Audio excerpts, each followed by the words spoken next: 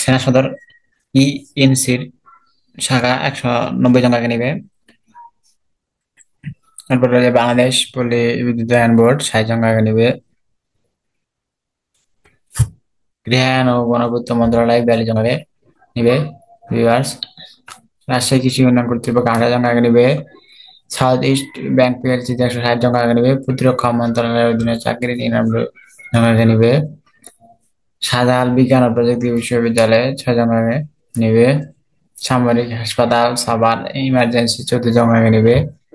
বাংলাদেশ প্রকৌশল বিশ্ববিদ্যালয় ঢাকা 20 জন কাকে নিবে। ভিউয়ার্স, ভিডিও শুরু করার আগে আপনারা যারা এখনো বিডি জব সরকারি ইউটিউব চ্যানেলটি সাবস্ক্রাইব করে অবশ্যই করবেন। ঢাকা বিশ্ববিদ্যালয়ের চাকরি এখানে 6 জন কাকে নিবে। সমাজ বিজ্ঞান সহকারী অধ্যাপক, অধ্যাপক 3, প্রভাষক 3, 6 জন কাকে নিবে। যুব উন্নয়ন অধিদপ্তরে 120 জন কাকে নিবে। ঢাকা পাওয়ার ডিস্ট্রিবিউশন কোম্পানি 6 জন কাকে নিবে। এরপরে যে পল্লী উন্নয়ন ও সমবায় মন্ত্রণালয়ে 9 জন কাকে নিবে প্যানেল আইনজীবী হিসেবে নিবে। ভিউয়ার্স, জেলা প্রশাসক রাঙ্গামাটি 37 জন কাকে নিবে। অতিরিক্ত জেলা ও দারা জজ ঠাকুরগাঁও 30 জন কাকে নিবে। বাংলাদেশ সশস্ত্র বাহিনী বোর্ড 10 জন কাকে নিবে। শুধুমাত্র সচিব যারা অবশ্য সেনাবাহিনী অবসরপ্রাপ্ত মেজর কিংবা কর্নেল সম পদমর্যাদার শুধুমাত্র তাদেরকে নিবে।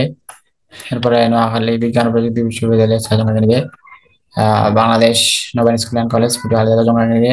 বাংলাদেশ প্রকৌশল বিশ্ববিদ্যালয়ে ঢাকায় 7 জন কাকে নিবে। রুরাল পাওয়ার কোম্পানি 1 জন কাকে নিবে। নোয়াখালী পল্লী বিদ্যুৎ সমিতি 4 জন কাকে নিবে। বাণিজ্য মন্ত্রণালয়ে 3 জন কাকে নিবে। শরীয়তপুর পল্লী বিদ্যুৎ সমিতি থেকে 3 জন কাকে নিবে। ভিউয়ার্স, ভিডিওটি ভালো লাগলে অবশ্যই সাবস্ক্রাইব করবেন। ধন্যবাদ।